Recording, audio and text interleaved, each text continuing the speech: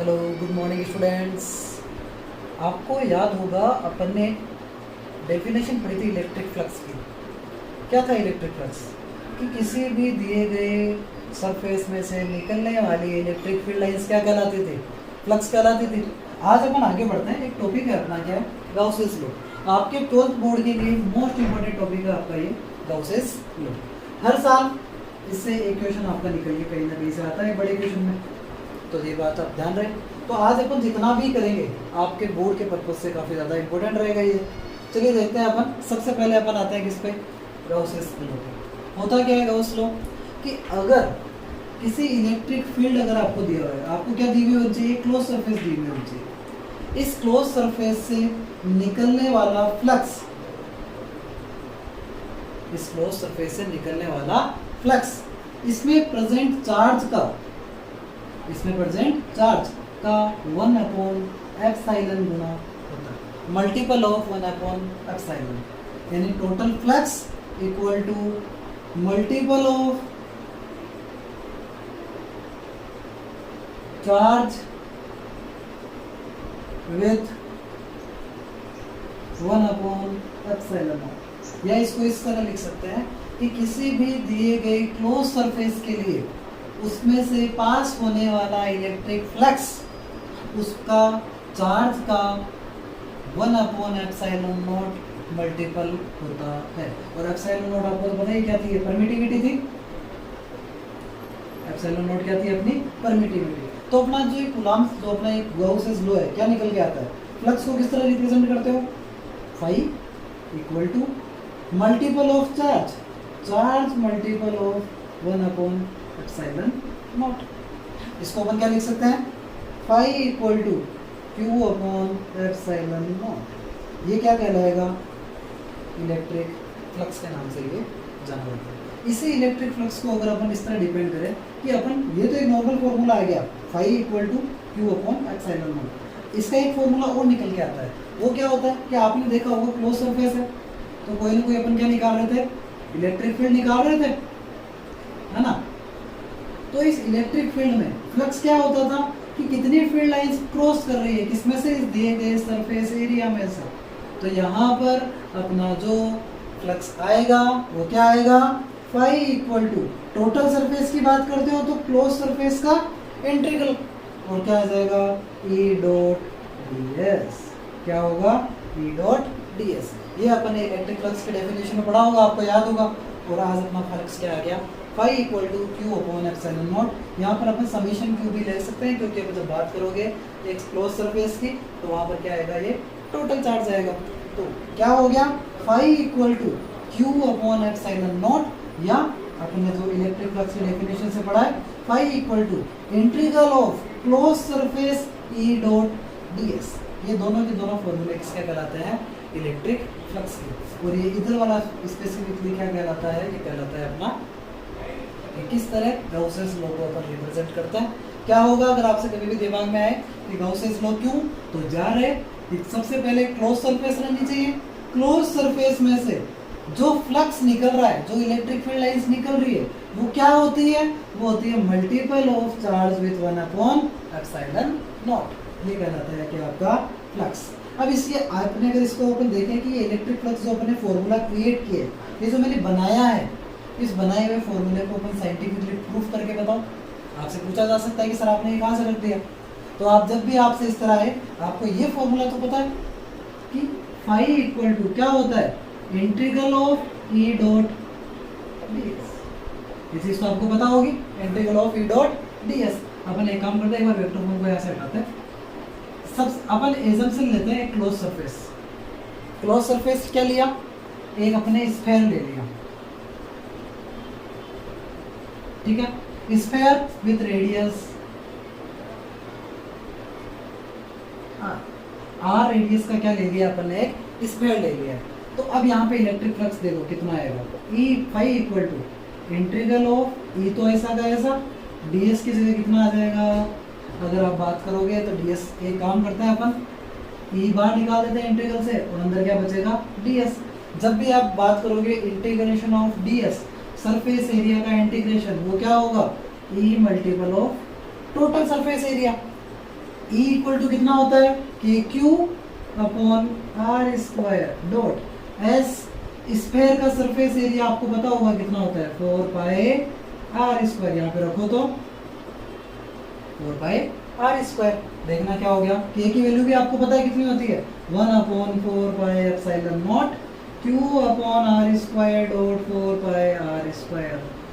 4 pi से 4 pi गया, R square से आर स्क्वायर गया, पाई इक्वल टू कितना आया क्यू अपॉन एप्सिलॉन नॉट। ये क्या कहलाता है, scientific verification of Gauss's law. अगर आपसे कभी पूछा जाए कि आपने जो ये बनाया, आपने तो डेफिनेशन से बनाया था, लेकिन ये बनाया तो आप कैसे इसको प्रूफ कर सकते हो, तो अपन इसको इससे प्रूफ कर सकते हैं। अब आते हैं आपके गाउसेस लॉ के कुछ फैक्ट्स। क्या है, एक चीज़ ध्यान रहे कि नंबर फर्स्ट लाइन की अगर आप बात करोगे कि क्या होता है कि ये जो गाउसेस लॉ है, इसके लिए मोस्ट इंपॉर्टेंट चीज़ क्या है, ये ओनली फॉर क्लोज सरफेस के लिए लागू होता है। किसके लिए लगता है, ये केवल और केवल क्लोज सरफेस के लिए लगता है। नंबर 2, आप जितना फ्लक्स किसी सरफेस में एंटर करेगा उतना का उतना फ्लक्स क्या करेगा, एग्जिट करेगा। तो importance rules of Gauss's law क्या हो गया, फर्स्ट लॉ कि Gauss's law always works for a close surface. Number 2, number of electric flux enters is always equal to number of electric flux exit. जितना आएगा उतना का उतना क्या करेगा, एग्जिट होगा। अब आते हैं अपन आगे बढ़ते हैं, जो आपके पूछे जाती है वो है applications of Gauss's law. First application आती है फॉर इनफाइनाइट चार्ज वायर। किसी अनंत लंबाई की, इनफाइनाइट लेंथ की चार्ज वायर के लिए इलेक्ट्रिक फ्लक्स कितना होगा। तो मानते हैं अपन जैसे एक वायर है, लेंथ कितनी है, इनफाइनाइट ले लेते हैं। कोई इनफाइनाइट लेंथ की वायर है, इसके अपने थोड़ा सा पोर्शन देते हैं, वो मान लिया कितनी लेंथ है उसकी, एल लेंथ अपन ने यहाँ तक ले लिया, ठीक है। ये टोटली चार्ज है, यानी यहाँ पर सब जगह क्या मान लेते हैं अपन, चार्ज मान लेते हैं। अपन ने पॉजिटिव चार्ज मान लिया। अब आप खुद बताएं कि इस चार्ज के परपक में अगर प्रोसेस पे देखोगे आप, तो यहाँ पर क्या बनेगा, एक सर्कल बनेगा। इसी तरह इसके प्रवेश में क्या आएगा, यहाँ पर भी क्या बनेगा, एक सर्कल, यहाँ पर भी क्या बनेगा, एक सर्कल। क्योंकि हर एक चार्ज अपन को पता है, हर एक चार्ज अपने चारों तरफ एक ऐसा फील्ड बनाता है जहाँ पर क्या होता है, या तो अट्रैक्शन या फिर क्या होता है, रिपल्शन। तो अगर आप देखोगे वायर के अंदर, अगर एक केवल एक वायर की बात करोगे तो उसके चारों तरफ किस तरह का फील्ड बनेगा, एक सर्कुलर शेप के अंदर फील्ड बनता हुआ जाएगा, जो प्रॉपर एक किसको बताएगा, एक सिलेंड्रिकल शेप को रिप्रेजेंट करेगा। इसका एग्जांपल आप ले सकते हो, जैसे अपना पेन होता है, पेन के अंदर की जो रिफिल है, वो रिफिल तो क्या हो गई है, अपने हो गई एक चार्ज वायर, और रिफिल के चारों तरफ जो अपना पेन का जो अपन जो है बाकी का ऑप्शन, वो पेन का बाकी का जितना भी पार्ट है वो किस फॉर्म को रिप्रेजेंट करता है, एक सिलेंड्रिकल शेप को रिप्रेजेंट करता है। लेकिन इसका एक नीचे वाला पार्ट क्या है, एक सर्कल ही तो है। अगर इस पेन को नीचे से हिस्से को देखोगे क्या दिखेगा आपको, एक सर्कल दिखेगा, और सर्कल का सर्कमफ्रेंस कितना होता है, 2 पाई आर।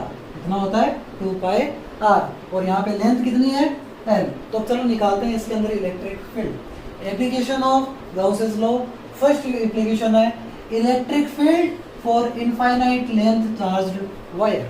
चलो अपन इसको देखते हैं क्या होगा, वो देखो। सबसे पहले आपको पता है जब भी वायर की बात की जाती है तो linear charge density, lambda equal to Q by कितना होता है, एल। तो यहाँ से क्यू की वैल्यू कितनी आएगी, Q equal to lambda L. Equation number first clear है।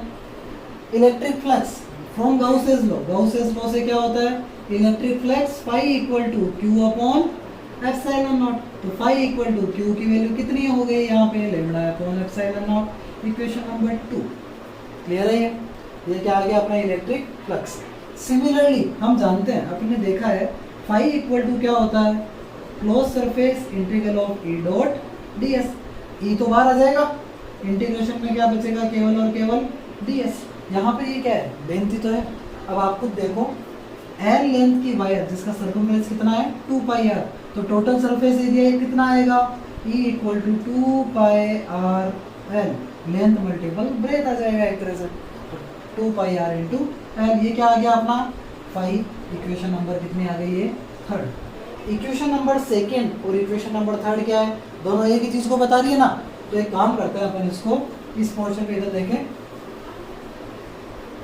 कि from equation third and fourth, इन दोनों को यहीं पे रख रहा हूँ क्योंकि काम में आएगी अपने ये। इक्वेशन थर्ड, सेकंड और थर्ड को अगर साथ में ले बाय सेकंड एंड थर्ड, दोनों फाई की वैल्यू है, यानी E dot 2 pi R L equal to कितना आ जाएगा, lambda L upon epsilon naught. L से एल क्या कर गया, कैंसिल आउट हो गया, तो E equal to lambda upon 2 pi R epsilon naught. तो किसकी वैल्यू आ गई है आपके यहाँ पे, ये वैल्यू आ गई है अपने इलेक्ट्रिक फील्ड की, कितनी आई, lambda upon 2 pi R epsilon naught. अगर आपको क्या दी हुई है प्रॉपर तरीके से दिया हुआ हो तो ये किसके लिए आ गई है, electric field for infinite length long charged wire, जो आपसे कई बार पूछा जाता है। लेकिन इसकी जो मोस्ट इंपॉर्टेंट एक्टिविटी है नंबर 2, वो आती है फॉर द स्फीयर। आपसे मोस्टली कई बार जो पूछी जाएगी एग्जाम में वो ही पूछी जाएगी कि आपकी ये जो वैल्यू है वो कितनी क्या होगी, किसके लिए, स्फीयर के लिए। तो नंबर फर्स्ट तो हो गई कौन सी अपनी, वो हो गई है अपने इनफाइनाइट चार्ज वायर के लिए। ये हमेशा ध्यान रहे, ये इलेक्ट्रिक फील्ड अपन ने एप्सिलॉन नॉट परमिटिविटी में निकाला है। आप चाहो तो इसको किस फॉर्म में निकाल सकते हो, के की फॉर्म में भी निकाल सकते हैं। किस तरह वो देखना, के इक्वल टू कितना होता है 1/4 पाई एप्सिलॉन नॉट। तो एप्सिलॉन कितना होगा, इसको इधर भेज दो, के को इधर, यानी 1/4 पाई के रखो यहाँ पे value. E equal to lambda तो ऐसा का ऐसा, 2 पाई आर भी ऐसा का ऐसा, एप्सिलॉन नॉट की जगह कितना आ जाएगा 1/4 पाई एप्सिलॉन 4 पाई के, है ना। तो 2 पाई से पाई गया, 2 2 जा 4, तो E इक्वल टू आप चाहो तो 2 लेमडा के अपॉन आर, ये फॉर्मूला भी आप इसका इलेक्ट्रिक फील्ड का रख सकते हो। अब आते हैं नंबर 2 पे। नंबर 2 क्या है, फॉर चार्ज्ड स्फीयर, एक गोले के लिए बात कर रहा है, ठीक है। इसको अपन काफी लंबा जाएगा और ये आपके ध्यान रहे, मोस्ट इंपॉर्टेंट है आपके लिए, हर बार पूछा जाता है क्वेश्चन है ये कि माना एक स्फीयर है, ठीक है। स्फीयर टोटली क्या है, चार्ज है, और इस स्फीयर की रेडियस क्या है, कैपिटल आर, ओके। रेडियस कितनी है इसकी, कैपिटल आर। और आपको पता है सरफेस एरिया ऑफ स्फीयर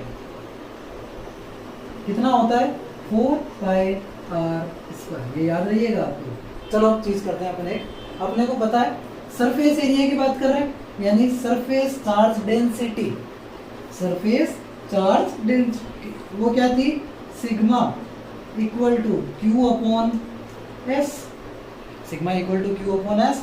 तो यहाँ से क्यू की वैल्यू कितना आएगी, sigma multiple of S, okay. Sigma equal to कितना आ गया, Q equal to sigma multiple of S. Gauss's law, Gauss का लॉ क्या बताता है, phi equal to flux equal to क्या होता है, Q upon epsilon naught. Q की वैल्यू रख दो, sigma S upon epsilon naught, यानी यहाँ पे फाई की वैल्यू कितनी आएगी, phi flux equal to sigma ऐसा का ऐसा, एस कितना है 4 पाई आर स्क्वायर अपॉन कितना एप्सिलॉन नॉट। ये किसके लिए आ गया है, एक स्फीयर के लिए आ गया। इसको इक्वेशन नंबर क्या देते हैं अपन 1। अब इस वाले पोर्शन में छोड़ूंगा भी नहीं, क्यों, क्योंकि इसका इतना रोल नहीं है। अब आएगा मोस्ट इंपोर्टेंट रोल, तो दूसरा वाले का आएगा, देखना। मोस्टली क्या किया, सबसे पहले अपने एक स्फीयर माना, स्फीयर क्या था, टोटली चार्ज था, तो surface charge density sigma equal to Q by S, तो चार्ज कितना आ गया, सिग्मा मल्टीपल एस। फ्लक्स क्या होता है, गाउस के लॉ से लगाया, phi equal to Q by epsilon naught, Q की वैल्यू रख दी, एस की वैल्यू रख दी, 4 पाई आर स्क्वायर आ गया। अब अपन एक काम करते हैं, अगर इस सरफेस अपना जो स्फीयर है, इस स्फीयर के आउटसाइड कोई पॉइंट है, आउट इसका फर्स्ट स्टेप है, सेकंड वाले का फर्स्ट स्टेप क्या है, ए पॉइंट आउटसाइड स्फीयर, इस स्फीयर के बाहर है, तो अपन क्या करते हैं, वापस में डायग्राम अपना, ये आर रेडियस थी, इसके सेंटर से स्मॉल आर डिस्टेंस पे कोई पॉइंट पी रखा हुआ है, ठीक है। क्या रखा हुआ है, कोई पॉइंट पी, ये टोटली चार्ज है, अपने को अच्छे से पता है ना। तो इस पॉइंट P पर लगने वाला इलेक्ट्रिक फील्ड कितना होगा वो अपने को निकालना है। चलो आपको अपने को पता है फ्लक्स इक्वल टू क्या होता है integral of E dot ds, clear है ना। अब आप खुद देखोगे अगर ये पॉइंट बन रहा है तो यहाँ पर भी क्या बनेगा, एक स्फीयर ही तो बनेगा, यहाँ पर भी क्या बनेगा, एक अपना प्रॉपर स्फीयर बनेगा। और उस स्फीयर की रेडियस आपको कितनी दी हुई है, r दी हुई है, क्योंकि अपन क्या मानेंगे कि इस स्फीयर के आउटसाइड जो पॉइंट P है जिसकी रेडियस r है, तो उस पॉइंट P के रेस्पेक्ट में भी क्या बनेगा, अपने पास एक स्फीयर बनेगा। तो यहाँ पर क्या हो जाएगा, electric flux phi equal to कितना, E इंटीग्रल ऑफ क्लोज है E डॉट ds, E तो बाहर आ गया, क्लोज सरफेस इंटीग्रेशन कितना ds, सरफेस एरिया कितना होगा इसका, ये भी स्फीयर ही तो है, देखिए इसका कितना आएगा, phi equal to E dot 4 pi small r square, क्योंकि स्फीयर का कितना होता है 4 पाई r स्क्वायर तो होता है। ये भी इलेक्ट्रिक फ्लक्स, ये भी इलेक्ट्रिक फ्लक्स, दोनों को क्या कर दो, बराबर रख दो। तो E multiple 4 pi r square equal to कितना, sigma 4 by capital R square upon epsilon naught, 4 pi से 4 पाई गया, तो E इक्वल टू कितना आएगा, sigma upon epsilon naught capital R square upon small r square, capital R square upon small r square. तो किसी भी sphere के अगर आउटसाइड कोई पॉइंट P रखा हुआ है, उस पॉइंट P पर लगने वाला इलेक्ट्रिक फील्ड कितना आएगा, always sigma upon epsilon not r square upon r square. Capital R तो क्या है, जो चार्ज है उस चार्ज की रेडियस, स्मॉल r क्या है, जो पॉइंट रखा हुआ है उस पॉइंट से बनने वाले स्फीयर की रेडियस। ये क्या हो जाएगा, जब पॉइंट अपना क्या रखा हुआ हो, आउटसाइड रखा हुआ हो। नंबर 2 कंडीशन पे आते हैं, नंबर 2 पे आते हैं, वो क्या होगी, देखिएगा इसका नंबर 2 पॉइंट P 8 सर्कमफ्रेंस, अगर आपका पॉइंट P कहाँ दे दिया हो, इस स्फीयर के सर्कमफ्रेंस पे रख दिया, जैसे ये तो था पहला, ये कैपिटल R थी, ये चार्ज था, ठीक है। अब यहाँ पर अपना जो पॉइंट P है वो पॉइंट P में क्या मान लेता हूँ, जैसे यहीं पर ही रखा हुआ है, तो ये वाली क्या हो गई, रेडियस स्मॉल r, तो R बराबर क्या हो गया, यहाँ पे कैपिटल R बराबर स्मॉल r हो गया। अगर अपना पॉइंट P अपन कहाँ मान लेते हैं, यहीं पर ही मान लेते हैं, सर्कमफ्रेंस पे मान लेते हैं, तो कैपिटल R बराबर क्या हो जाएगा, स्मॉल r हो जाएगा। तो कैपिटल R बराबर स्मॉल r, तो इक्वेशन नंबर 2 कितनी होगी, E equal to sigma upon epsilon naught capital R upon नीचे भी क्या हो जाएगा, कैपिटल R का r स्क्वायर से r स्क्वायर गया, तो इलेक्ट्रिक फील्ड कितना आएगा, सिग्मा अपॉन एप्सिलॉन नॉट। और कौन सा हो गया, तो नंबर 2 तो बड़ा इजी से हो गया कि अगर सर्कमफ्रेंस पे दिया हुआ है तो कितना आ जाएगा, sigma upon epsilon not. Number 3 point, एक और नंबर 3 आएगा इसमें, अपन देखो आउटसाइड आ गए, ऑन द सरफेस आ गए, अब आते हैं अपन किस पे, नंबर 3 इनसाइड सरफेस या इनसाइड स्फीयर। आपका जो गोला दिया हुआ है उसके इनसाइड क्या होगा, यानी वही अपना गोला, कैपिटल R रेडियस, इसके यहाँ पर कोई पॉइंट है जिसकी डिस्टेंस अपन ने कितनी मानी हुई है। आपको पता है अपन जब भी बात करते हैं, गोले की बात कर रहे हो, स्फीयर की बात कर रहे हो, तो सारा का सारा चार्ज कहाँ पे है, सरफेस पे है।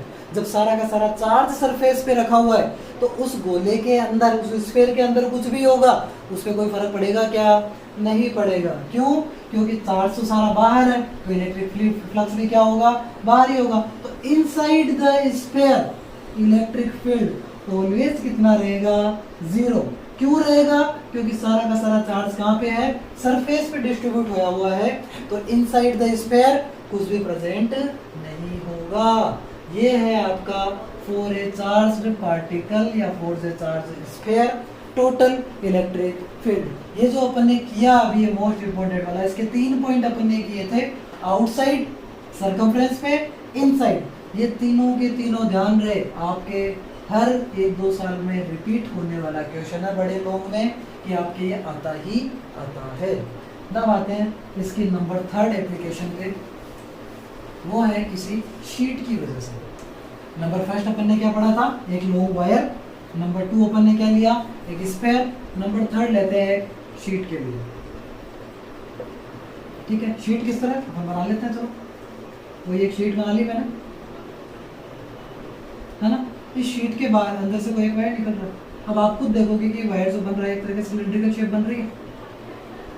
अगर कोई एक पेपर है कोई जैसे अपने पास एक पेपर लिया हुआ है, इस पेपर के अंदर से कोई अपन इलेक्ट्रिक फील्ड पर निकालोगे तो किस तरह लगेगा, इसी तरह तो लगेगा। इधर भी आपको एक सिलेंड्रिकल दिखाई देगा, इधर भी आपको क्या दिखाई देगा, एक सिलेंड्रिकल पोर्शन दिखाई देगा। तो यहाँ पर क्या हो गया, इस तरफ लगने वाला इलेक्ट्रिक फ्लक्स फील्ड कितना हो जाएगा, इस तरफ भी हो जाएगा अपना टोटल इलेक्ट्रिक फील्ड और इधर भी लगेगा अपना इलेक्ट्रिक फील्ड। तो यहाँ पर अपना जब निकालोगे आप तो सिग्मा यहाँ पर भी कितना आएगा ई डॉट एस और इधर भी कितना आएगा ई डॉट एस। तो टोटल इलेक्ट्रिक फील्ड या टोटल इलेक्ट्रिक फ्लक्स, या अगर आप बात करो यहाँ पे फ्लक्स कितना आएगा, यहाँ पे फाई इक्वल टू क्या होता है, close surface E dot D S.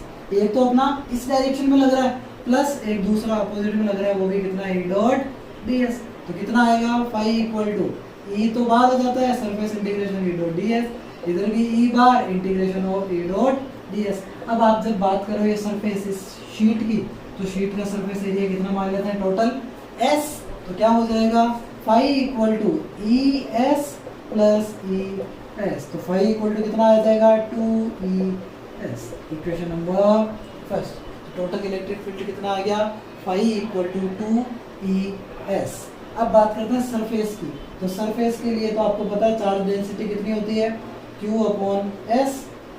तो Q इक्वल टू कितना सिग्मा S। तो electric flux phi equal to Q by epsilon naught, यानी Q की जगह sigma S upon epsilon naught. Equation number कितनी 2। इक्वेशन फर्स्ट और इक्वेशन 2 को दोनों को बराबर रखो। जब दोनों को बराबर रखेंगे तो क्या होगा 2ES equal to sigma S upon epsilon naught. S से S क्या कर जाएगा खत्म, तो E equal to sigma upon 2 epsilon. ये क्या आ जाएगा कि किसी भी अगर कोई इनफाइनाइट लेंथ या कोई नॉर्मल शीट दी हुई है, उस शीट के लिए लगने वाला इलेक्ट्रिक फील्ड, ये है third property of Gauss's law. ये है आपकी third properties of Gauss's law.